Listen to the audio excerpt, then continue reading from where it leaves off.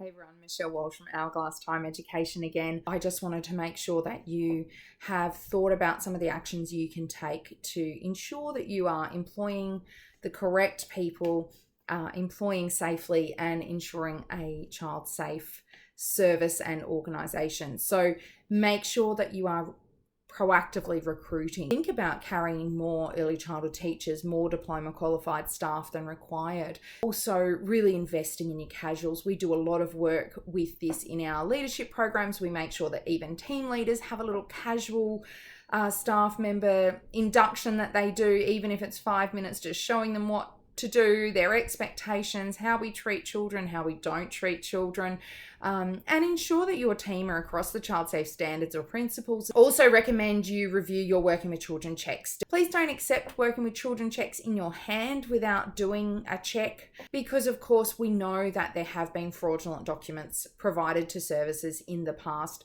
and that would be my recommendation about qualifications as well. Make sure you check that their qualifications align with the current ASEQA qualifications. Make sure that you are doing a really strong induction process, recruitment process. Check your references.